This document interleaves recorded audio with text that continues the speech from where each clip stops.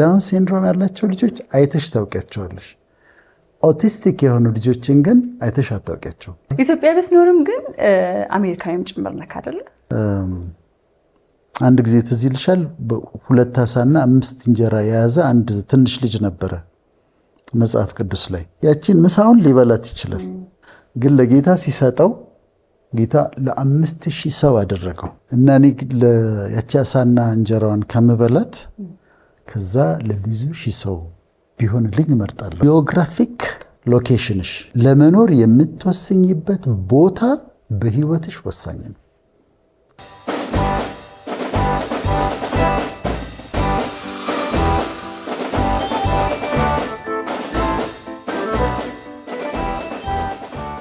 ሰላም ተመልካቾቻችን እንደምን አላችሁ? እነሆ እንግዲህ ሳምንታችንን ጠብቀን መተናል። ሰላም ዶክተር እንዴት ነክ? እንዴት ነሽ ብኔል? ሳምንት እንግዲህ በኢትዮጵያ የነበረ ቆይታ ግሩም፣ እግዚአብሔር ይመስገን። ቆንጆ ነበር አይደል? በጣም ጥሩ ነው።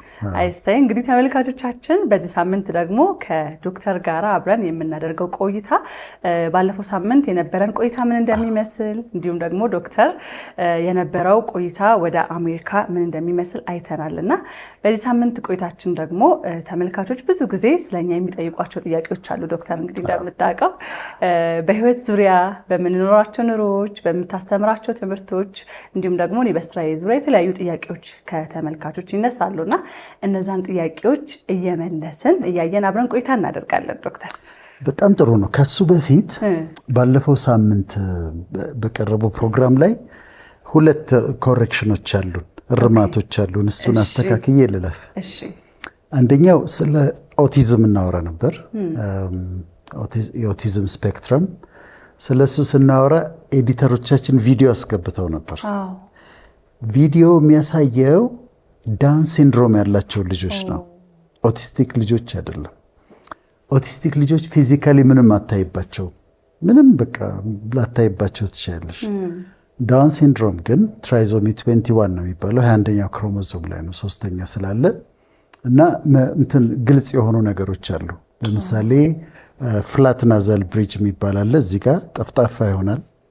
ፕሮትሩዲንግ ታንግ የሚባል አለ፣ ምላሳቸው እንደዚህ ይወጣል። ከዛ ደግሞ እጅ ላይ ሲቢያን ክሪዝ የሚባል እንድቻ አንድ መስመር አለች እና ዳውን ሲንድሮም ያላቸው ልጆች አይተሽ ታውቂያቸዋለሽ። ኦቲስቲክ የሆኑ ልጆችን ግን አይተሽ አታውቂያቸው፣ ማለት እንዲህ በመልክ አታውቂያቸውም። እና እዛ ጋር የገባቸው ቪዲዮ የዳውን ሲንድሮም ያላቸው ልጆች ናቸው እንደ አይተሽ የምታውቂያቸው። አንድ እሱን እርማት ለማድረግ ሁለተኛ እኔ ደግሞ ሳመሰግን አሜሪካ ስላገዙን ሰዎች በደንብ ያነሳኋት ማህደር የምትባል ሴት ነበረች፣ ከዳላስ ሬስቶራንት ያላት ሁሉ ነገር ስፖንሰር ያደረገችን ብዬ ሬስቶራንቷን ሰላም ሬስቶራንት አልኩኝ፣ ግን ደስታ ሬስቶራንት ግን አይደል? ሰላምና ደስታ። ኦኬ፣ ደስታ ነው። እኔም ከዛ ሲያርሙኝ ያው ሰላምና ደስታ እኮ አንድ ነው እየቀለድኩኝ ደስታ ሬስቶራንት ነበረ። እሷ በጣም ያገዘችን ሴት ነች። እሱን ለማስተካከል ነው። አሁን ቀጥይ ፒናይ። ብዙ ጊዜ ሰዎች ስለኛ የሚጠይቋቸውን ጥያቄዎች የተጠያየቅን ለዛ ጥያቄ ምላሾቻችንን ነው የምናሰፍረው። ብዙ ጊዜ እኔ ዶክተርን ሳስበው ከሰራንም በኋላ እኔ ራሱ የምለው ነገር ነበረ። በተለያዩ ሚዲያዎች ስመለከት እጅግ በጣም ዶክተር ትሁት ነው፣ ረጋ ያለ ሰው ነው እና ሁሉንም ሰው በጣም በቃ በትህትና ስታስተናግድ እንዲሁም ደግሞ ኢንተርቪዎች ስጠይቅክ በጣም በትህትና እሺ ስትለኝ እመለከት ነበር እና አንዳንዴ ሰዎች ሚዲያ ላይ ያለ ማንነታቸውና በህይወታቸው ያለ ማንነታቸው ይለያያልና ስላንተ ሳስብ በጣም የገረመኝ በተለይ ደግሞ አሁን ይህን ፕሮግራም ከጀመርም በኋላ ከተዋወቅም በኋላ ህዝብ ጋር የሚወጣው እንዲሁም ደግሞ በእውነተኛ ህይወትክ የምናይክ የምናገኝክ እዚህ ስቱዲዮ ከቀረጻ በፊት ከቀረጻ በኋላ ያለው ነገር በአጠቃላይ አንድ አይነት ነውና ያ ነገር እጅግ በጣም ይገርመኛል። እና ሰዎች ደግሞ ሲያገኙ ዶክተር ግን እንዴት ነው እዛ ፕሮግራሙ ላይ እንደምናየው ነው የሚል ጥያቄዎችን ይጠይቁኛል ብዙ ጊዜና ውይ በጣም ከዛም በላይ ነው፣ በጣም ትሁት ሰው ነው፣ በጣም ጥሩ ሰው ነው የሚል ምላሽ ለሰዎች ሰጣለሁ። አንተም ጋር ነገር ይመጣል ብዬ አስባለሁ። ዶክተር ሰዎች ሲያገኙ የሚጠይቁህ የሚሉህ ነገር ምንድን ነው? እስኪ ሰዎች ሲያገኙኝ በተደጋጋሚ የሚሉኝ ነገሮች አሉ። አንደኛው ሁሉ ጊዜ የሚያስገርመኝ በጣም ብዙ ሰው የሚለኝ አጭር ትመስለኝ ነበር ይሉኛል። ማለት ሳገኛቸው እንደዚህ ያዩኝና እንዴ ረጅም ነህ እንዴ አጭር መስለኝ ነበር ይላል። ለምን እንደሆነ ወንበሩ ይሁን ምን ይሁን አላውቅም። እና በጣም ነው የሚገርሙት። የተለያዩ መድረኮች ላይ እኮ አለ አይደል? አለ ግን እንደዛ አይነት ፐርሴፕሽን አላቸውና አብዛኛው ሰው የሚለኝ አጭር ትመስለኝ ነበር እንደ ረጅም ነህ እንዴ ብራውድ ይላሉ። እና አንድ እሱ ነው።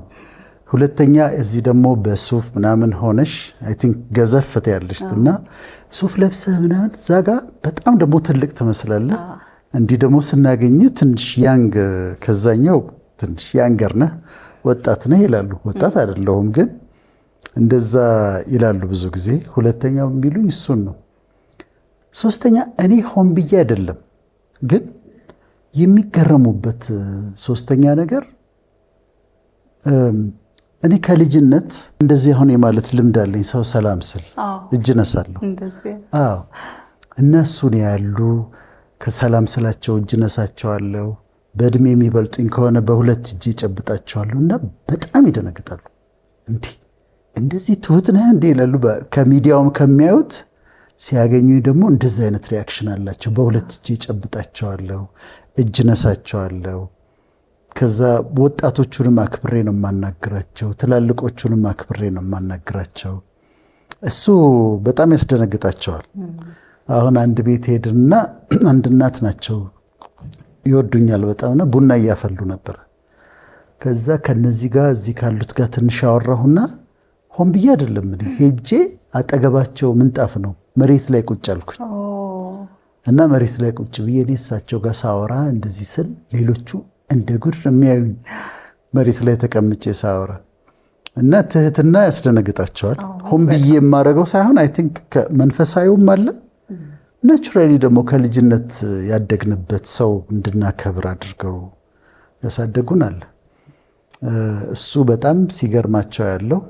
ከዛ ውጭ ደግሞ አብሬያቸው ደግሞ ስውል ሲቀልዱ ስስቅ እኔም ስቀልድ ስጫወት ምናምን ሲያዩ በጣም ሲሪየስ ነው የምትመስለው እኮ ነገረኛ ብቻ ቁም ነገር። አዎ ቁም ነገር ብቻ እዚህ ጋር ቁጭ ብለን እኛ በማስተማር መንፈስ ስለሆነ የምንሆነው እዚህ ጋር በኦቶሪቲ ነው በቃ ለማስተማር ሰው እስኪገባው ድረስ ለማስረዳት ነው። እና እሱን ሲያዩ ደግሞ ትቀልዳለህ እንዴት ትስቃለህ ትጫወታለህ ይላሉ። ኦፍ ኮርስ በጣም እነዚህ ነገሮች ብዙ ጊዜ ይገጥሙኛል። አዎ በጣም ይሄ በስክሪን ላይ የሚታይ ሰው በአካል ሲገኝ ብዙ ነገር ያጋጥማል። እኔም እዛ ላይ በጣም ትልቅ ሰው ትመስያለሽ ወይ ደግሞ ወይ በአካል ቆንጆ ነሽ እንደውም እዛ ላይ ከሚታየው ምናምን አስተያየት ሰዎች ከስክሪን ውጭ ሲያገኙኝ ይሰጡኛል ብዙ ጊዜ አስተያየትና ያጋጥማል እንደዚህ አይነት ነገር። አንዳንድ ሰው በተፈጥሮ በናቹራል ሲታይ ካሜራ ላይ ከሚታየው የበለጠ ያምራል። አንቺም እንደዛ ነሽ። ብዙ ሰው እንደዛ ይለኛል። በአካል ሲያገኝ በአካል እንደውም እዛ ላይ ትገዝፊያለሽ በአካል ለምታምሩ የሚልን አስተያየት ትሰጡኛልና ወጣት እንደሆንሽ ያውቃሉ በጣም እድሜን ብናገር ውሸትሽን ነው ስለማውቅ። አዎ ብዙ ሰው እንደዛ ይለኛል። 30 ቤት እንኳን አልገባሽም እኮ። አዎ አልገባሁም። ግን ካሜራው ተለቅ አድርጎ ሊያሳይ ይችላል ይመስለኛል። ብዙ ሰው በአካል ስትታይ ትንሽ ነሽ። ምናልባትም በአካል ሲሆን ጅንስ ለብሼ ምናምን አለባበሱም ያው ሜካፕም አይኖርም ሁሉ ነገር ወርዱ ስለሆነ የተለየ ነገር ይኖረዋል እና ብዙ አስተያየቶችን እንሰማለን። ከዛ ውጭ ግን ዶክተር ስላንተ ሌላ የሚጠየቀው ነገር ምንድነው? ብዙ ጊዜ ያው ዶክተር እንላለን። ዶክተር ግን የምን ዶክተር ነው የሚል ጥያቄዎችን ደግሞ በስፋት ሰማለሁ። እኔ ብጠየቃለሁና ሰዎች የተለያየ ግምት ይወስዳሉ። አንዳንዶች የሃይማኖት ላይ ስለማወራ ብዙ ጊዜ የሃይማኖት ዶክተር መስላቸዋለሁ፣ የቴዎሎጂ ዶክተር መስላቸዋለሁ። አንዳንዶች የፖለቲካ ዶክተር መስላቸዋለሁ። አንዳንዶች ደግሞ በዶክትሬቴን የሰራሁት በሳይኮሎጂ በስነ ልቦና ይመስላቸዋል። እኔ ግን የሕክምና ዶክተር ነኝ። ዶክትሬቴ የሕክምና ነው። የሕክምና ነው። አዎ አዲስ አበባ ነው የተማርኩት። አዲስ አበባ ዩኒቨርሲቲ አሁን ኮሌጅ ኦፍ ሄልት ሳይንስስ ተብሏል። ጥቁር አንበሳ ግቢ ውስጥ ያለ ሜዲካል ፋክልቲ ነበር በእኛ ዘመን የሚባለው። እዛን የተማርኩት በሕክምና ነው። ዶክትሬቴን የወሰድኩት ከአዲስ አበባ ዩኒቨርሲቲ። ግን ከዛ በኋላም ዶክተር አላቆምክም አይደል? ማስተርስን ሰርተሃል። ሕክምና ዶክትሬቱን ካገኘ በኋላ ያንን ነገር ለማድረግ ራሱ ምን አነሳሳ ለመቀጠል ትምህርትን? ከዛ በኋላ ይኸውልሽ አሁን ሐኪም ሆንኩኝ። ሜዲካል ዶክተር ሆኜ ጀነራል ፕራክቲሽነር ይባላል እና እሱን ሆኜ ቢሾፍቱ ሰራ ነበር፣ ደብረ ዘይት፣ ከዛ አዳማን ሰራ ነበር። አዲስ አበባ ደግሞ ጉድ ሼፐርድ ሰራ ነበር። ከዚህ በፊት ብየዋል የግሩም አባት ክሊኒክ የነበረው ዳግም ይልማ ክሊኒክ ሰራ ነበር። ጉድ ሼፐርድ ደግሞ ሰራ ነበር። እንደውም ባለፈው ስለ ላቦራቶሪ ሳወራ የክሊኒክ ገቢ እኮ ላቦራቶሪ ነው አሉኝ ያለኝ የክሊኒኩ ባለቤት ስል እነዚህ ጉድ ሼፐርድም አይደለም ዳግም ይልማም አይደለም ሌላ ቦታ የሰራሁበት አጭር ጊዜ የሰራሁበት ቦታ ነው። እሱም ጥሩ ኮሬክሽን ነው እና እንደዛ እየሰራሁ ጉድ ሼፐርድ በተለይ ስሰራ ከውጭ የመጡ ሐኪሞች ናቸው ስለሚባል የዛ ጊዜ እኔ እኮ ገና ከተመረኩ 1 ዓመቴ ነው። እዛ እየሰራሁ ገና 1 ዓመቴ ነው። ከዚህ ሲመጡ ፔሸንቶች ብዙ ቦታ ዞረው ነው የሚመጡት። ማለት የኔ አስተማሪዎች ያክሟቸዋል፣ ፕሮፌሰሮች ያክሟቸዋል። ከዚህ ሲመጡ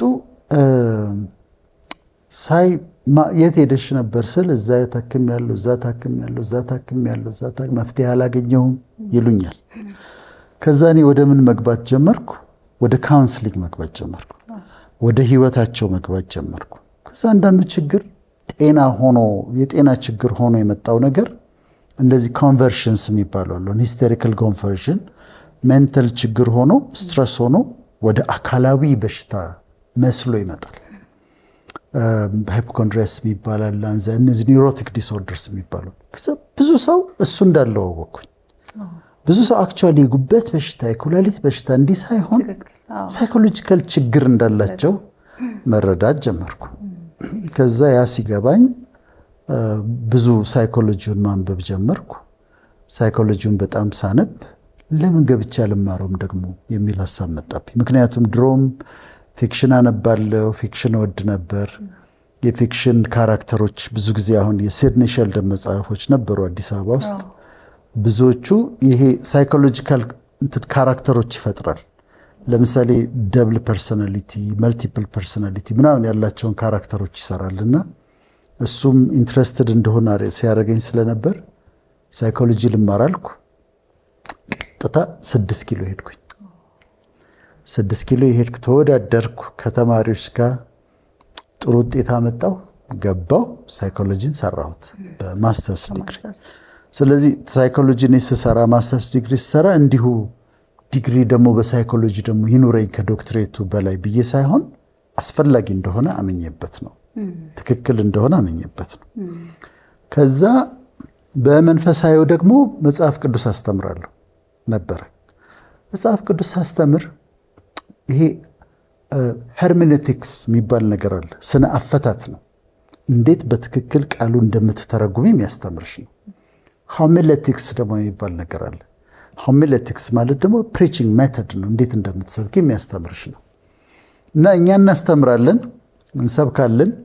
የቴዎሎጂ ምሁራን ቁጭ ብለው ይተቹናል። ልክ ናቸው እንዴ፣ ይሄ እንደዚህ አይደለም፣ ይሄ እንደዚህ አይደለም፣ እዚህ ጋር እንዲህ ብሏል ምናምን ሲተቹ እንናደዳለን እኛ። ምክንያቱም ለምን ይተቹናል ብለን፣ ግን ልክ ነበሩ። በኋላ አሰብኩትና ለምን አልማረውም ቴዎሎጂ አልኩኝ። ዋይ ኖት? ከዛ ኢትዮጵያን ግራጁዌት ስኩል ኦፍ ቴዎሎጂ የሚባል አለ ኤግስት፣ እዛ ሄድኩ።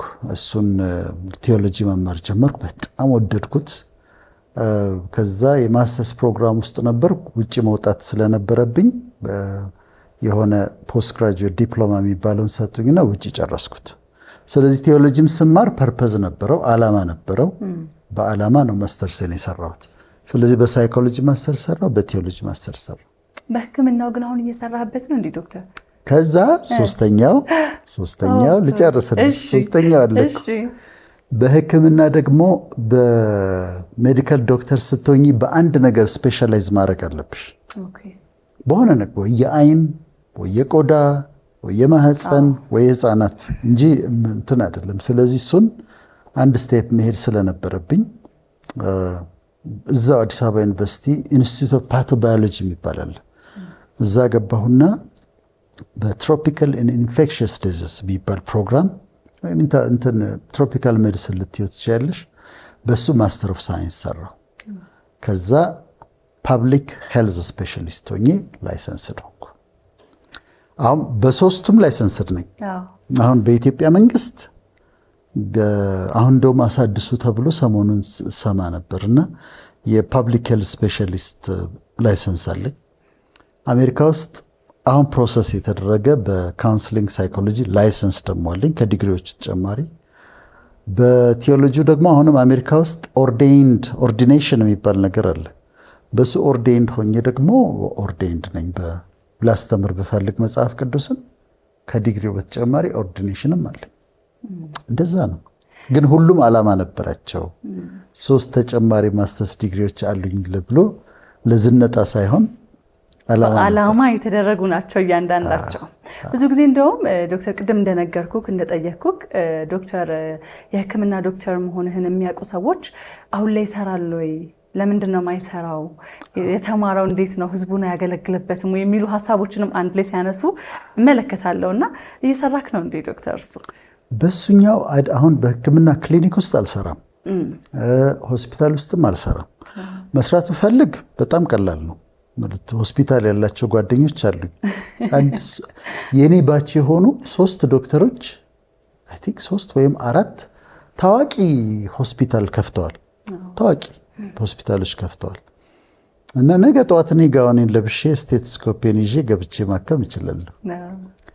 እኔ ግን ትኩረት ማድረግ የፈለኩት ሌሎች ነገሮች ላይ ነው። ሌሎች አሁን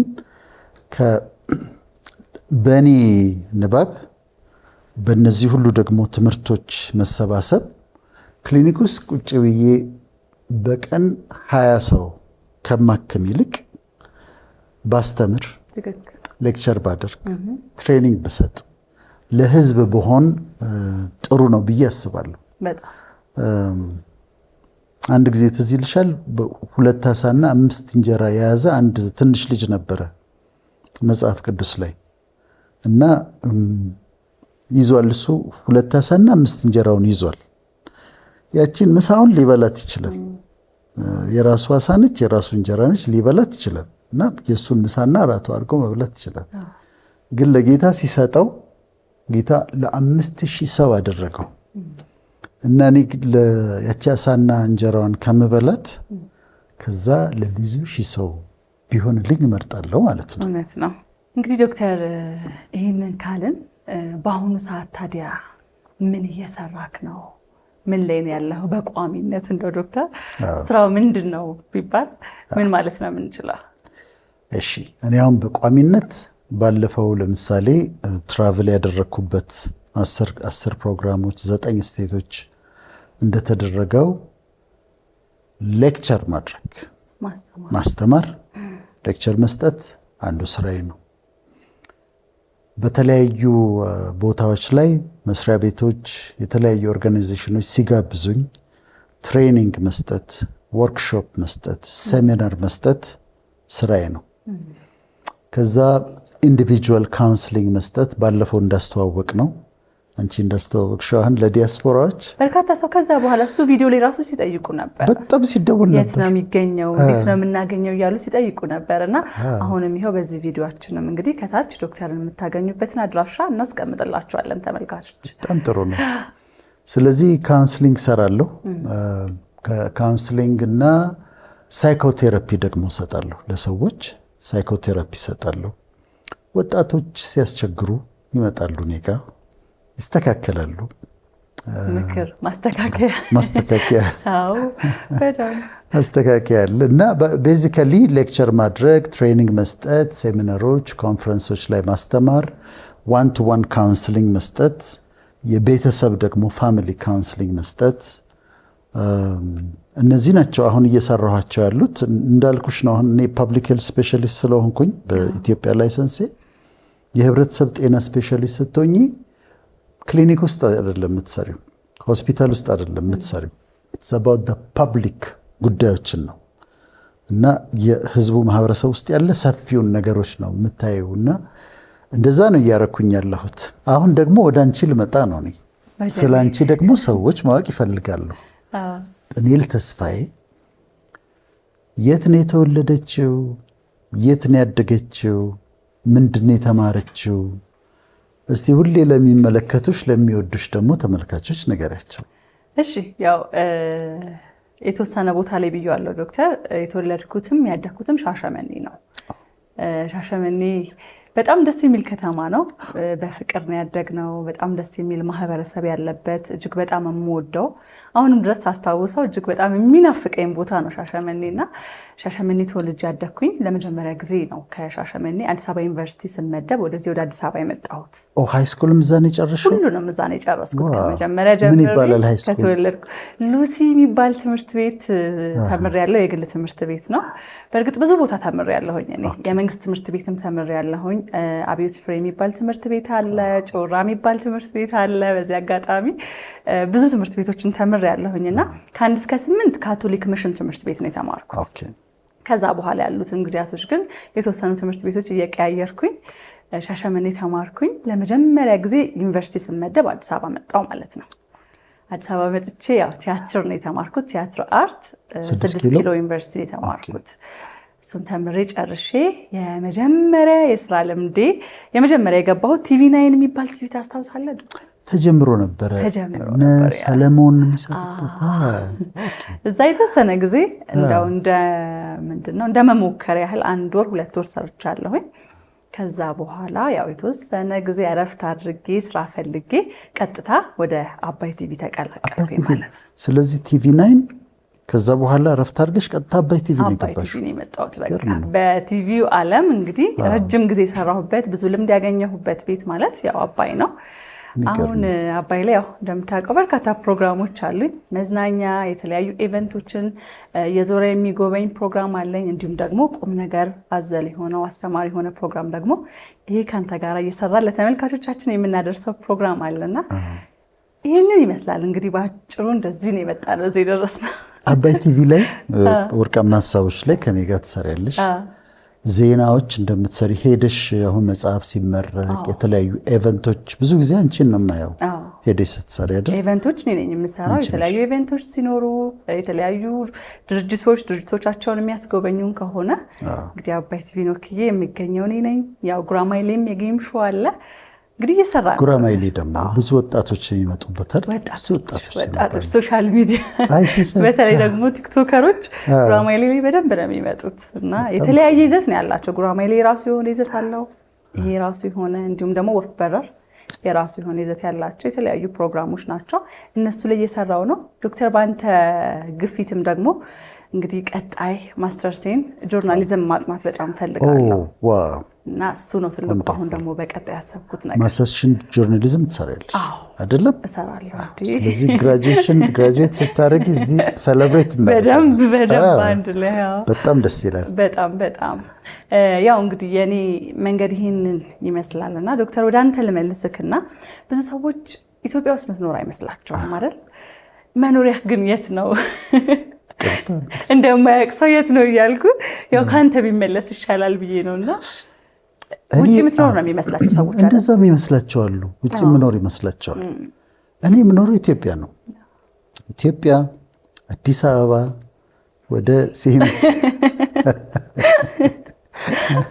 እኔ እኮ በሰላም ስለምኖር ምን ሰፈሬን ሁሉ ስናገር ችግር የለም። እኔ ጠባቂም የለኝ፣ ሊጎዳኝ የሚፈልግ ሰው ያለም አይመስለኝ። መኪናዬን ራሴ ነኝ የምነዳው፣ ሹፌር የለኝም። አስፈላጊ ነው ብዬ ስለማላምን ጠባቂም የለኝም። በስነ ስርዓት ከተማ ውስጥ ህዝቡ መካከል ነው የምታገኝ እና ሲኤምሲ አካባቢ ከመጡ አያጡኝም። ስለዚህ ሲኤምሲ ነኝ ብለህ እንግዲህ ተናግራል ዶክተር። ኢትዮጵያ ብትኖርም ግን አሜሪካዊም ጭምር ነህ አይደል? አዎ። እንዴት ልትሆን ቻልክ? እሱ እንዴት መሰለሽ የሆነው፣ መጀመሪያ እኔ አሁን ኢትዮጵያ ስኖር አሜሪካ ለመኖር ሞክሬ ያውቃለሁ። ቨርጂኒያ ለመኖር አንድ ጊዜ ሄድኩኝና የት ብኖር ይሻላል ብዬ አሰብኩኝ። ካሊፎርኒያ ልኖር፣ ቨርጂኒያ ልኖር፣ ሺካጎ ደግሞ ብዙ ሄድ ነበር። ሺካጎ ልኖር ብዬ ሞክሬ ያውቃለሁ። ግን ጵንኤል በጣም ኢምፖርታንት ነገር ልንገርሽ፣ ጂኦግራፊክ ሎኬሽንሽ ለመኖር የምትወስኝበት ቦታ በህይወትሽ ወሳኝ ነው። ለምን? ጵንኤል የት ነው የምትኖረው? ጵንኤል አሁን አዲስ አበባ ሆና የምትሰራው ስራ አለ። ጵንኤል የሆነ እድል አግኝታ ዝም ብላ አሜሪካ ብትሄድ አሁን ያላት ኢንፍሉዌንስ ላይኖር ይችላል። ቦታሽን ማወቅ አለብሽ፣ የት መኖር እንዳለብሽ። ከእግዚአብሔርም ዘንድ የሚሰጥሽ ቦታ አለ፣ መኖሪያ ቦታሽ አለ። በጣም ተጽዕኖ ልታሳድር የምትችይበት ቦታ አለ እና እሱን መለየትና ማወቅ በጣም ጥሩ ነው። እና እኔ እንደዛ የለየው ይመስለኛል። አሜሪካ ቦታቸው የሆኑ ሰዎች አሉ፣ እዛ በደንብ ተረጋግተው ኢፌክቲቭ ሆነው ኑሯቸውን የሚኖሩ ስራቸውን የሚሰሩ ሰዎች አሉ። ካናዳ ቦታቸው የሆኑ ሰዎች አሉ። ሳውዝ አፍሪካ ቦታቸው የሆኑ ሰዎች አሉ። እኔ ቦታዬ ከፈጣሪም በእኔም ደግሞ በጥሬም በሁሉም ነገር ቦታዬ ኢትዮጵያ እንደሆነ አውቃለሁ። አዲስ አበባ ሴምሲ አካባቢ። አይ ብዙ ሰዎች እኮ ይቸገራሉ አይደል? በጣም የሚወዱትን ሙያ ነፍሳቸውን የሰጡለትን ነገር ነፍሳቸው የሚረካበት የሚደሰትበትን ነገር ትተው ምናልባት ለኑሮም ለተለያየ ነገር አይምሮአችንም ላይ ካለው መመቸት መፈለግ አንፃር ይሄዱና ሰዎች ደስተኛ ሳይሆኑ ብዙ ህይወትን ያሳልፋሉና በጣም ትልቅ ነገር ነው እንዳልከው ነው። አንዳንዶች አይተሻል በጣም እዚህ በጣም ውጤታማ የነበሩ ጋዜጠኞች የነበሩ የሆነ እድሉ ሲገኝ ሄደው በዛው ይቀሩና ከዛ በኋላ አትሰሚም ስለነሱ። ቦታሽን ማግኘት በጣም ወሳኝ ነው እና ለዛ ነው እኔ በደንብ አስቤበት ቦታዬ ኢትዮጵያ እንደሆነ አወቅኩ፣ አዲስ አበባ እንደሆነ አወቅኩ። በቀሪ ዘመኔም ከኢትዮጵያ ውጪ ሄጄ መኖር ሐሳብ የለኝም። ማለት ወጥተው ቢኖሩ ችግር አለው ማለት አይደለም። እዛ ላሉት ጥሩ ነው፣ እዛ ላሉት ጥሩ ነው። የኔ ደግሞ ለኔ የተሰጠኝ ቦታ ይሄ ነው፣ እዚህ ነው እና የምኖረው ኢትዮጵያ ነው። ግን አሜሪካ ይላል ዜግነት አለኝ፣ አሜሪካን ፓስፖርት አለኝ። እንዴት እንደሆነ ልንገርሽ። መጀመሪያ ሄድኩ፣ በትዳር ሄድኩ። ስለዚህ በትዳር ሲሄድ በኢሚግራንት ቪዛ በሚባል ነው ሄድኩት። በኢሚግራንት ቪዛ ስቴጂ በትዳር ስቴጂ ወዲያው የመኖሪያ ፈቃድ ይሰጡሻል፣ ግሪን ካርድ ይሰጡሻል። እና ግሪን ካርድ የሚባለውን ነገር አገኘው። ከዛ ተመልሼ መጣሁ። ግሪን ካርድን ይዤ ግን የምኖረው ተመልሼ እዚሁ ነበር፣ ኢትዮጵያ ነበር። ግሪን ካርድ ካለሽ በአመት አንድ ጊዜ እዛ ጊዜ በአመት አንድ ጊዜ አሜሪካ መግባት አለብሽ። በዛ ግሪን ካርዱን ሉዝ ታደርጊዋለሽ። አሁን እንደውም አሳጥረውታል፣ 6 ወር እንደውም ጭራሽ 3 ወርም እያሉ ነው። እንደውም ግሪን ካርድ ያላቸው ሰዎች እንዳይወጡ ያለ ምክንያት እንዳይወጡ እያደረጉ ነው አሁን የትራምፕ አስተዳደር። እና እኔ እመላለስ ነበር፣ በየአመቱ አሜሪካ ሄዳለሁ። በዛውም ፕሮግራሞች አሉኝ 14 15 ዞሬ መንፈሳዊ ፕሮግራሞች ነበሩ። ዞሬ እመለሳለሁ እና በየአመቱ ሄዳለሁ። አንደኛው አመት ላይ ሲሄድ አንዲት ሴት ፖሊስ ነበረች፣ አናገረች እና ግሪን ካርዴን አየችና ካልኖርክበት ለምን አትመልስልንም አለች። መልስ ካልኖርክበት ለምን አትመልስና መንጨቅ አደረገች። በህይወቴ ለመጀመሪያ ጊዜ ነው። ከዛ ልብ ያዘነ ባነጋገሯ፣ ኢሪቴትድ ሆንኩኝ። ምን ማለቷ ነው ብዬ ገባሁና ስገባ አበሻዊት ናት አይደለች፣ አሜሪካዊት ነች፣ ጥቁር አሜሪካዊት ነች። እና ትቆጣ ብላ ነው ካልኖርክበት ለምን ከምትመላለስ ለምን አትመልሰውም ማለት መብቷ አይመስለኝም እንደዛ ማለት። ከዛ ገባሁና ከግሪን ካርዱን ካገኘሁት 5 ዓመት አልፎ ነበር። 5 ዓመት ካለፈው ለዜግነት ማመልከት ይችላልሽ እና ውስጤ ዜግነት አመልክት የሚል ነገር ተሰማኝ። እንግዲህ አንዳንዱን ነገር ለማስረዳት ያስቸግራል አይደል? መንፈሳዊ ስትሆኚ እግዚአብሔር ተናገረኝ ትያለሽ። ለፐብሊክ ግን ለማስረዳት ያስቸግራል። ግን አፕላይ እንዳደርግ የሆነ ነገር ተሰማኝ፣ አወቅኩኝ። ከዛ አፕላይ አደረግኩ። ደግሞ የዛ ጊዜም እንግዲህ እርግጠኛም አልነበርንም በዛ ሰዓት ኢትዮጵያ ውስጥ መኖር ልክ እንደነበረ ምናምን ከነበሩት ነገሮች አንጻር፣ ሀገር ውስጥ ከነበሩት አንጻር። ከዛ አመለከትኩ፣ ተመለስኩ። አመልክቼ ማለት ከዚሁ ነው የላኩት፣ አፕሊኬሽኑን ከዚሁ ነው ሞልቼ የላኩት ወደ አሜሪካ። ከዛ ጠሩኝ ለኢንተርቪው። ከ6 ወር በኋላ ሄድኩኝ። የማላሟላቸው ነገሮች ነበሩ። ማለት የአሜሪካ ዜጋ ለመሆን ግሪን ካርድ ሊኖርሽ ይገባል፣ 5 ዓመት መቆየት አለብሽና ኮንቲኒየስ ሬዚደንሲ የሚሉት ነገር አላቸው። ያለማቋረጥ አሜሪካ ውስጥ መኖር አለብሽ። እኔ ያለማቋረጥ አሜሪካ ውስጥ አልኖርኩም፣ የተመላለስኩ ነበር። ስለዚህ እሱን አላሟላም። ታክስ ፔፐሮች ማቅረብ አለብሽ ምናምን፣ እሱንም አላሟላም። ለማንኛውም ግን በአስገራሚ ሁኔታ ኢንተርቪው ተደረግኩ፣ ተፈቀደ። ከዛ ዜግነቱን ሰጡኝ።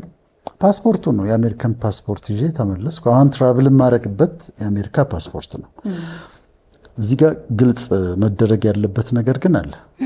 እኔ ሽሮ ምበላ፣ የጀበና ቡና ምጠጣ ደንበኛ ኢትዮጵያዊ ነኝ። ግን ያ ፓስፖርትሽ ነው ወረቀቱ ነው እና ሲገባኝ በኋላ ለምን እንደተሰጠኝ ከላይም እግዚአብሔር የፈቀደበት ምክንያት ትራቭል ለማድረግ ጉዞ ለማድረግ በጣም ይቀልሻል። በጣም አሁን ለምሳሌ በአሜሪካ ሲሄድ ቪዛ ሄጄ አልሰለፍም።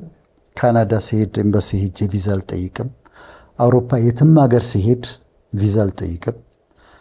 ቪዛ የሚጠየቅባቸው ከሆኑም በጣም በቀላሉ ነው የምታገኘው። አንድ ቦታ ብቻ ነው ቪዛ ችግር ገጥሞኝ የነበረው። የት ነው ተከለከልክ? የት ነው? ሱዳን። እዚህ ሱዳን? ጎረቤት ሱዳን ነው። ይኸውልሽ አልተለያዩም ነበር የዛ ጊዜ ሳውት ሱዳን ምናምን አልተለያዩም። ከዛ ለሆነ ፕሮግራም ተጋበዝኩ እና ያው ምን ችግር የለውም ብዬ ሄድኩ። አፕላይ ያደረግኩ ኤምባሲ ቪዛ ስለሚጠይቁ። ከዛ ፓስፖርትህን አለኝና ስሰጠው ቪዛ የሚሰጠው ሰውዬ እንደዛ ሰው ይበሳጫል እንዴ? በጣም ተበሳጨ። ፓስፖርቱን አይቶ በዚህ ፓስፖርት አለኝ አነሳና፣ በአሜሪካ ፓስፖርት አልሰጥህም፣ ቪዛ አልሰጥህም አለኝ። ምን ሆነሃል አልኩት። ለአሜሪካ ፓስፖርት ቪዛ አልሰጥም አለ። የኢትዮጵያ ፓስፖርት ይዘህና እሱ ላይ ቪዛ አደርጋለሁ፣ አሜሪካ ፓስፖርት ላይ ግን ቪዛ አልሰጥም አለ። እኔ ሾክ ዝም ብዬ አየዋለሁ። ምንድን ነው የሆንከው አልኩት። በቃ አሜሪካንን በጣም ይጠላል። ፐርሰናል ነው በቃ ሄትድ አሜሪካ እና የአሜሪካ ፓስፖርት ሲያይ በጣም የተበሳጨው እና እኔ ደንግጬ አየሁት። አንተ እንደዚህ ከሆንክ ግን እኔ ብሄድ እዛ ችግር ይገጥመኛል እኮ ማለት ነው አልኩት። እና እኔም አልሄድም አልኩት፣ አልፈልግም አልኩት። ምክንያቱም አንተ እንዲህ ከሆንክ ሌሎች እንዲህ የሚሆኑ ሰዎች ካሉ አገርህ ሲሄድ፣ ስለዚህ አልሄድም አልኩት። ከዛ ለካ ደግሞ አንዳንድ ቦታዎች ያንን ፓስፖርት መያዝሽ ችግር የሚፈጥርባቸው ቦታዎች አሉ። ለምሳሌ የተለያዩ ቦታ ዱባይ ሄጃለሁ፣ ዩናይትድ አረብ ኤሚሬትስ፣ እሱ በክብር ነው የሚያስተናግዱሽ፣ እንደውም ለየት ባለ ክብር። ምክንያቱም አሜሪካኖች ፕሮቴክት የምታረጋት ዱባይን አሜሪካኖች ፕሮቴክት ስለሚያደርጓቸው በስነ ስርዓት ነው አክብረው የሚያስተናግዱሽ። እስራኤልም እንደዛው አክብረው ነው የሚያስተናግዱሽ። እና ለዛ ነው ትራቭል ለማድረግ ይጠቅማል እንጂ ሌላ እኔ እዚሁ ነው የምኖረው ኢትዮጵያ ውስጥ ይህንን ፓስፖርት በመያዜ የሚፈቀዱልኝና የማይፈቀዱልኝ ነገሮች አሉ። ለምሳሌ መምረጥ አልችልም። መምረጥ አልችልም፣ መመረጥም አልችልም። እሱም ብቻ ይከለክልሻል። ሌላ ሁሉም ኢትዮጵያ ያለው መብት አለኝ እና እንደዛ ነው። እንግዲህ የመጀመሪያው መነሻክ ላይ ያነሳሃት ሀሳብ ነበረች። መጀመሪያ ወደ አሜሪካ ለመሄድ ወይም ደግሞ ግሪን ካርዱን ለማግኘት መነሻ የነበረው ትዳር ነው ብለክ ነበር እና ያው መቼስ ዶክተር አሁን ላይ ደግሞ ያለክ የፍቅር ህይወት እንደው እኔ ያው ተመልካቾች ለምን ጠየቅሽው መባል አይቀርም። አትጠይቁት፣ በቃ ዶክተር ዝም ብሎ ያስተምር ስለ ፍቅር ስለ ትዳር አትጠይቁት ብላችኋል። ግን ደግሞ እንደው ማወቅ የሚፈልጉም ብዙ አሉ። እኔም ማወቅ ፈልጋለሁና ዶክተር አሁን ላይ ያለው የፍቅር ህይወት ምን ይመስላል? እኔ ከመለስኩኝ በኋላ ትመልሻለሽ አንቺ። እኔ እመልሳለሁ ዶክተር እመልሳለሁ። የኛ ስታተስ እንዴት አስቸጋሪ መሰለሽ? ማለት አግብተን ከትዳር የወጣን ሰዎች ወይም በፍቺ የተለያየን ሰዎች በጣም አስቸጋሪ ነው ስታተሳችን። አንድ ምሳሌ ልንገርሽ፣ ስቶሪ ልንገርሽና አንቺም ሀሳብ ትሰጭበታለሽ። አንድ ጊዜ 3 ሴቶች እኔም ማውቃቸው ወዳጆቼ ናቸው። 3ቱም ሚዲያ ላይ ያሉ ናቸው። አንዷ ሬዲዮ ላይ ነበረች፣ አንዷ ዩቲዩብ ላይ እና 3ቱም አግብተው ፈተዋል፣ ጓደኛሞች ሆነዋል። 3ቱም ልጅ አላቸው። እና ልጅ አላቸው። አንዷ 2 ልጅ አላት፣ ሌሎቹ አንድ ልጅና ያንግ ልጆች ነው ያሏቸው። የ8 ዓመት የ9 ዓመት ልጅ ነው ያላቸው። ተፋተዋል። 3 ናቸው፣ ሲንግል ማም ናቸው 3ቱም። እና ማግባት አይፈልጉም። ማግባት የማይፈልጉት ማግባት ትዳርን ጠልተው ሳይሆን በልጆቻቸው ላይ አዲስ አባት ማምጣት አይፈልጉም። 3ቱም አቋማቸው እንደዛ ነው። አሁን ባገባ አዲስ አባት በልጄ ላይ ላመጣ ይህን ማድረግ አልፈልግም የሚል 3ቱም አቋም አላቸው። አንድ ቀን አስታውሳለሁ፣ ቅዳሜ ቀን ነው፣ ተሰብስበው ያወራሉ 3 ሆነው ተገባብዘው እና ግን ብቸኝነቱስ ይባባላሉ። ብቸኝነቱስ ማግባት አንችልም፣ ቦይፍሬንድ እንዳዲስ ደግሞ ሃይማኖታችን አይፈቅድም፣ ጀጅ እንደረጋለን። እሺ ማግባት አልችልም፣ ቦይፍሬንድ መያዝ አልችልም፣ ብቸኝነቱ ደግሞ ገደለን ብለው እዛ ጋር የሞቀ ውይይት ይዘዋል። ከዛ በኋላ ምን ወሰኑ መሰለሽ? እኔ ጋር መደወል ገላግለን ነው ዳኘን፣ መጨረሻ ላይ እንድትዳኘን እንፈልጋለን ነው።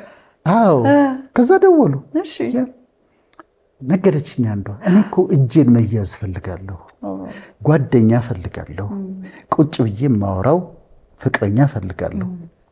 ከዛ ማግባት አልችልም፣ ሀግ መደረግ ፈልጋለሁ፣ መታቀፍ ፈልጋለሁ።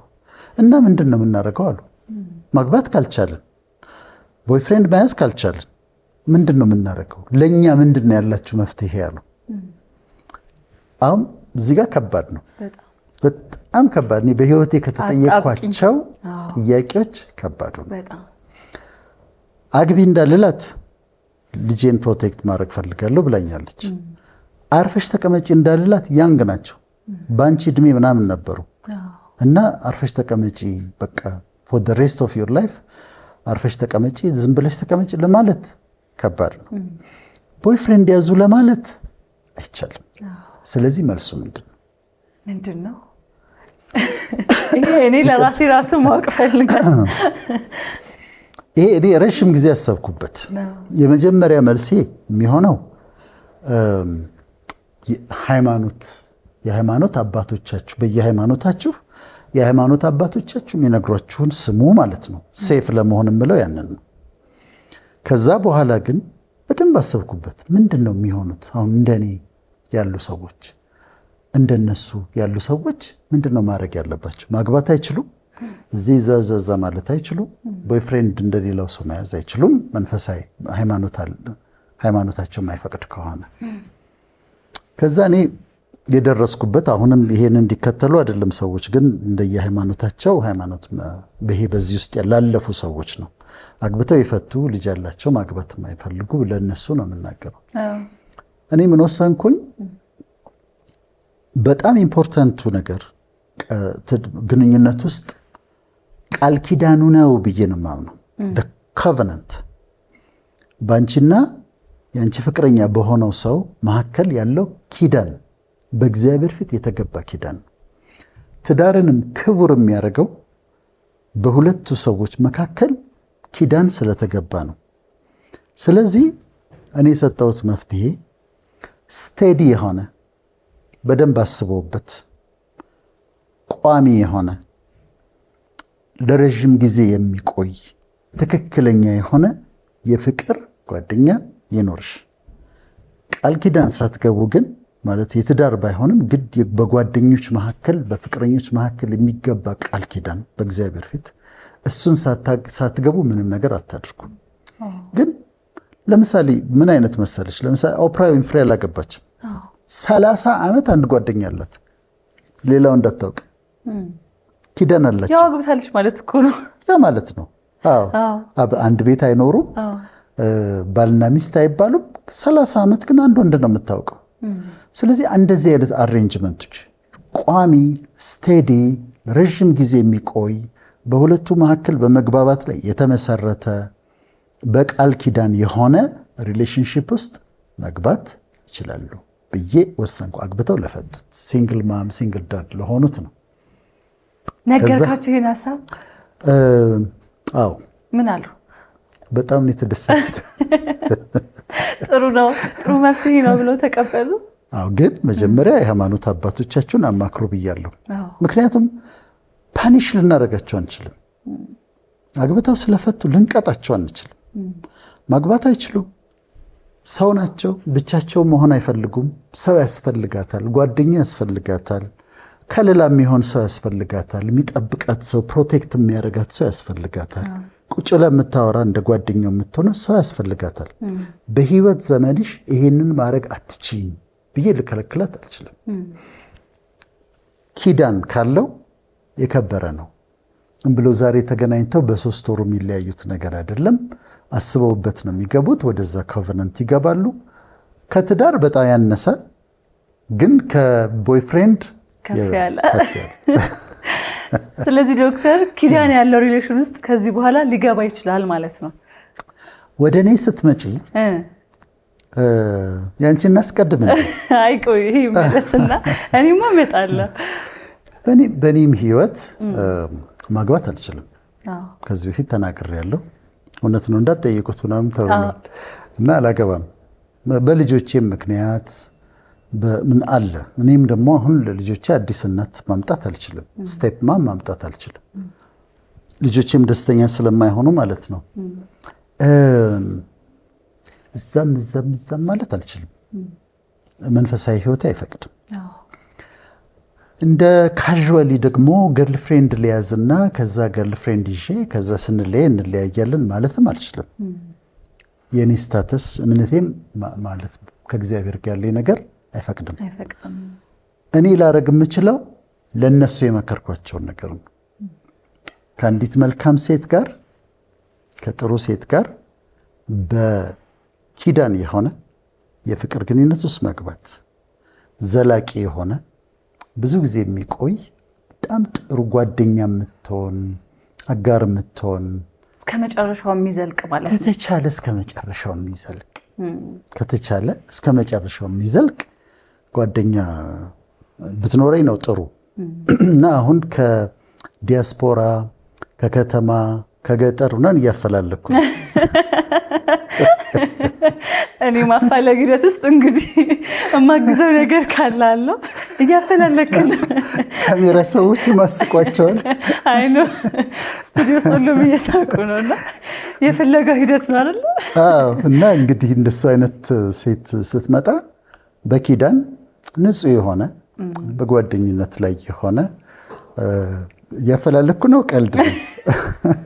ይገባል። ማስታወቂያ የተናገርኩ እንዳይመስልና በዛ አይነት ሪሌሽንሺፕ ለኔ አይነት ሰዎች ሪኮመንድ አደርጋለሁ። ምክንያቱም ምን እንሆን ብቸኝነት እኮ ቀላል ነገር አይደለም። ስለዚህ አሁን እኔ የተናገርኩት አግብተው ለፈቱና ማግባት ለማይፈልጉ ነው። ይሄን የተናገርኩት ፐርሰናል ኦፒኒየን ነው።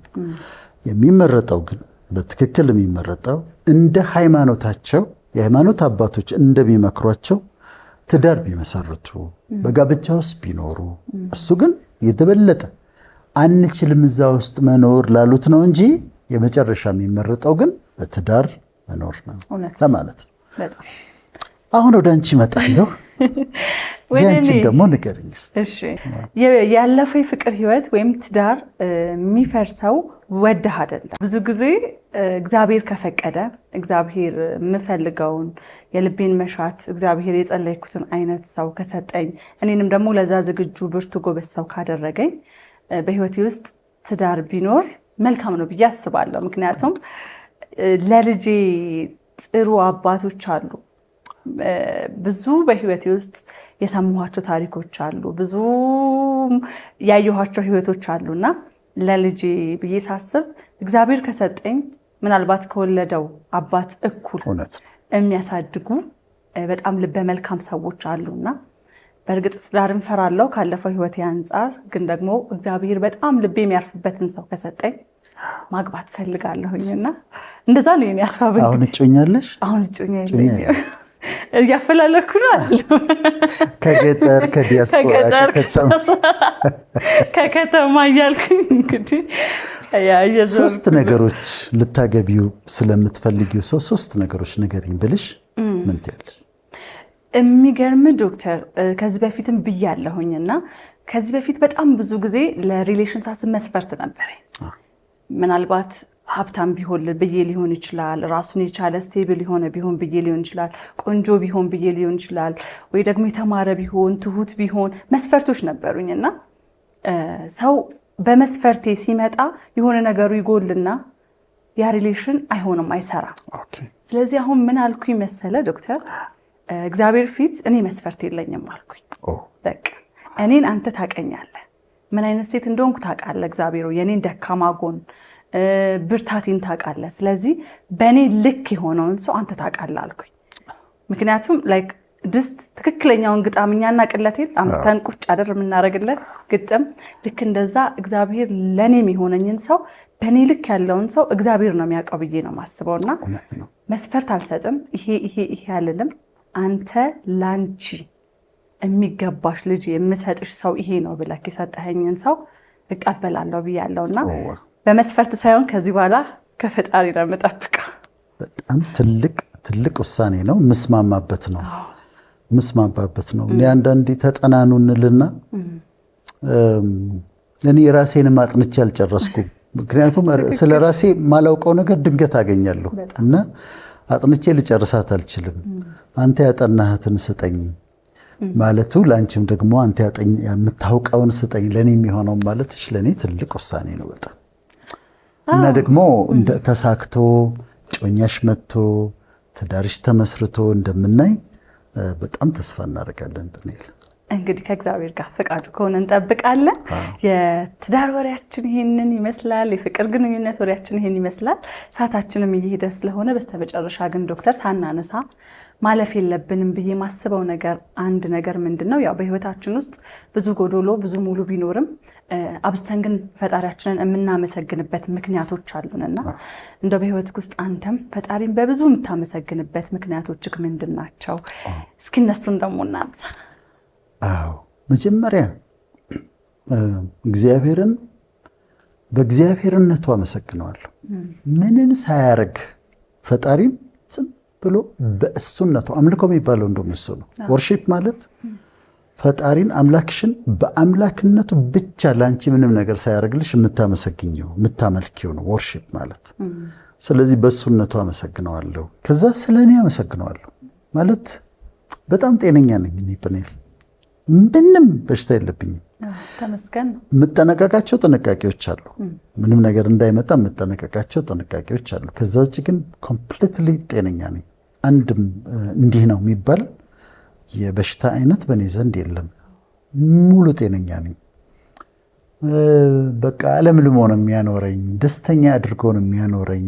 በጣም በራሴ መንገድ ስኬታማ ነኝ ብዬ ነው የማምነው እና ስለ ራሴ በጣም ደስተኛ ነኝ። በጣም ነው የማመሰግነው። ጸሎቴ 80-90% ጸሎቴ ምስጋና ነው። ሁሉም 80-90% ስለ ራሴ አመሰግነዋለሁ። ስለ ልጆቼ ስላሜን ወዳጄ ነው ግሬስ ወዳጄን በጣም አመሰግነዋለሁ። ምክንያቱም ምን አይነት ልጆች እንደሰጠኝ ማመን አትችይም። እንዴት አድርጎ እንደሰራቸው እንዴት አድርጎ እንዳበጃቸው በጣም የሚገርሙ ልጆች ናቸው። በጣም እኔ እንጃ ባለፈው 5 ዓመት የሆነ ነገር አጥፍተው የተቆጣኋቸው እኔ ትዝ አይለኝም። በቃ እንዲህ አድርጎ ሰርቶልኛልና ስለነሱ አመሰግናለሁ። ስለ ቤተሰቦቼ ስለ እህት ወንድሞቼ አመሰግናለሁ። ስለ ኢትዮጵያና ስለ ኢትዮጵያን በጣም አመሰግናለሁ። with all the problems ከሁሉም ችግሮቻችን ጋር ከሁሉም መከራዎቻችን ጋር ኢትዮጵያኖች በጣም መልካም ህዝቦች ነን። በጣም ነው ህዝቤን የምወደው። ኢትዮጵያንን በጣም ነው የምወደው። እኔ አጎቴ ልጆች ያክስቴ ልጆች ነው የሚመስሉኝ። መንገድ ላይ የማያቸው ሰዎች በሙሉ ካልቸራችንን እንወደዋለሁ፣ ኑሯችንን እንወደዋለሁ፣ ኢትዮጵያን እንወዳለሁና ስለ ኢትዮጵያ አመሰግናለሁ። ከዛ ደግሞ ይሄንን የምድር ኑሮ ደግሞ ጨርሼ ሲሄድ መሄድ አይቀርም። ሲሄድ ደግሞ የዘላለም ህይወት እንደሚጠብቀኝ ደግሞ በጣም እርግጠኛ ነኝ። እዛ ደግሞ እኖራለሁ። በእኔ ጽድቅ ሳይሆን በእኔ ችሎታ ሳይሆን እንደ ክርስቲያን በተሰራልኝ ስራ በመስቀል ላይ በተሰራልኝ ስራ ተመስርቼ በክርስቶስ በሆነልኝ ነገር ተመስርቼ የዘላለም ህይወት እንደምወርስ አውቃለሁና ስለሱም በጣም አመሰግናለሁ። አሁን ደስ የሚለው የምስጋና ምክንያቶች ብዙ ሲሆኑ በህይወታችን ውስጥ እጅግ በጣም ደስ ይላልና ስለ ሁሉም ነገር እግዚአብሔር ይመስገን። ያው እኔም በርካታ ነገር እግዚአብሔር አንድ ልጅ ምን አለች ለኔ የሚያደላ ይመስለኛል አለችና ተናገረች። በቃ በጣም እግዚአብሔር የምታመሰግንበት ምክንያት ብዙ ከመሆኑ የተነሳ ነው። እኔም ልክ የዛን ያህል ነው የሚሰማኝ። እግዚአብሔር በቃ በሁሉም ነገር አባት፣ እህት፣ ወንድም ድግፍግፍ ፍቅፍ አድርጎ የሆነ ቦታ ላይ እንደሚያደርስ ሁሉ ሁሌ ከጎንህ አለው እንደሚል ሁሉ የዛን ያህል ነው የሚሰማኝና በብዙ ነገር በህይወቴ ውስጥ ባሉ ነገሮች በሙሉ በጣም አመስጋኝ ነኝ። እግዚአብሔር ይመስገን። በጣም አመሰግናለሁ። እንግዲህ የዛሬ ቆይታ እኛ ውስጣችን ስላለው እናንተ ደግሞ ስለ ዶክተር ማወቅ ስለምትፈልጉት እንዲሁም ደግሞ የተወሰነ ነገር ስለኔ ማወቅ የምትፈልጉትን ነገር አንስተን ከዶክተር ጋራ ተነጋገርን፣ ቆየን። ቆይታችንም ይሄን ይመስል ነበረ። በስተመጨረሻ ዶክተር የምትለው ነገር አለ? አንቺን አመሰግናለሁ። በጣም አብረን በጣም ኮምፎርታብል ነኝ። ደስ ብሎኝ ነው ከአንቺ ጋር የምሰራው። ስቱዲዮ ውስጥ ሁሌ የሚቀርጹንን ዳይሬክተሮቹን፣ ካሜራማኖቹን አመሰግናለሁ። አባይ ቴሌቪዥንን እናመሰግናለን። ፕሮግራማችን ይቀጥላል፣ እናስተምራለን፣ ይቀጥላል። እንግዲህ ዶክተር እንዳለነው በቀጣይ የተለያዩ ሀሳቦችን በተለያየ አይነት መንገድ ይዘን ወደ እናንተ መድረሳችንን እንቀጥላለን። ዛሬ ስለኛ የተወሰነ ነገርን ከእናንተ ከተመልካቾቻችን ጋር አወጋን። ከመዝጋታችን በፊት እንደተለመደው ሁሉ የሚቀረን አንድ ነገር ነው። የዕለቱ አንኳር መልእክት ከዶክተር ጋራ ምን እንደሆነ አብረን በጋራ ሰምተን እንመለሳለን። አብራችሁ ቆዩ።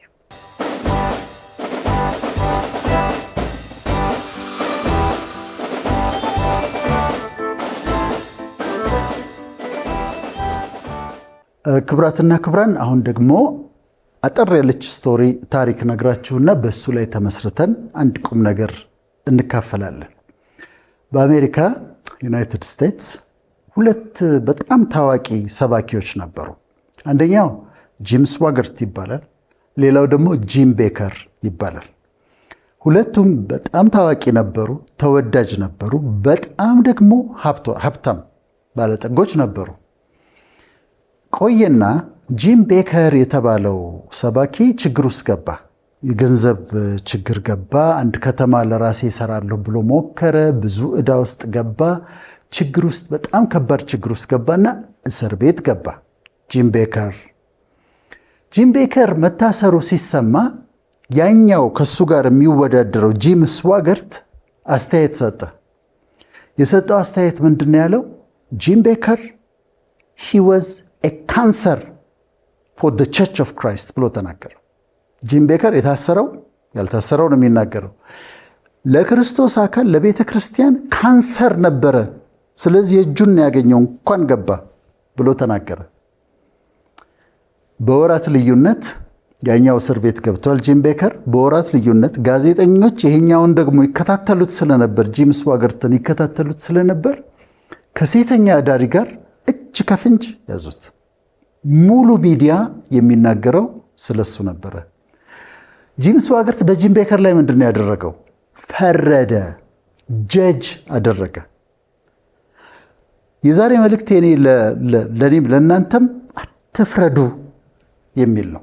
ዱ ኖት ጀጅ፣ ኔቨር ጀጅ። ጀጅ አታድርጉ። በማንም ሰው ላይ አትፍረዱ። ፍርድ የእሱ ነው፣ የፈጣሪ ነው። የተሰጠው እሱ ነው ለሚፈርደው እንጂ እኛ ጀጅ አናረግም። ስለዚህ የተለያዩ እናንተ ስራችሁ በጣም መልካም ሆኖላችሁ የሌላ ሰው ስራው ተበላሽቶ ስትመለከቱ ጀጅ አታድርጉ፣ አትፍረዱ። እንዲህ ስለሆነ ነው እኮ የተባለበት የሆነበት ብላችሁ አትፍረዱ። በጣም ጥሩ ትዳር ሊኖራችሁ ይችላል። ያማረ ቤተሰብ ሊሆን ይችላል። ትዳራቸው በፈረሰባቸው ሰዎች ላይ አትፍረዱ። ሲንግል ማም በሆኑት ላይ አትፍረዱ። ሲንግል ዳድ በሆኑ ላይ አትፍረዱ። እኛ ላይ አትፍረዱ። ስለዚህ በምንም ነገር ፍርድ የፈጣሪ እንደሆነ እወቁና ምንም ነገር ሲፈጠር የፍርድ ቃል ከአንደበታችሁ አይወጣ። ከፈረዳችሁ ግን ምንድን ነው የሚሆነው? በፈረዳችሁበት ነገር እናንተ ትያዛላችሁ።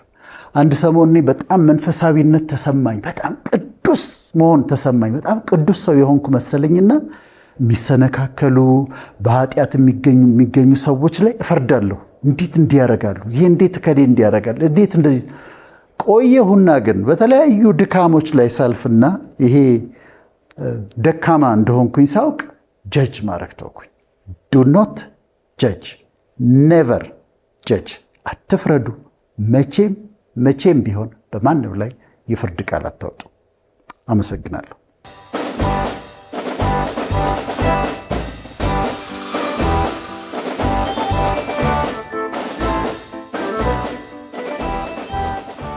የነበረን ቆይታ ይሄንን ይመስል ነበር። አብራችሁን ስለቆያችሁ ከኛ ጋር ስላላችሁ እጅግ አድርገን እናመሰግናለን። ሳምንት እስከምንገናኝ ድረስ እንግዲህ መልካም ሳምንት ይሁንላችሁ።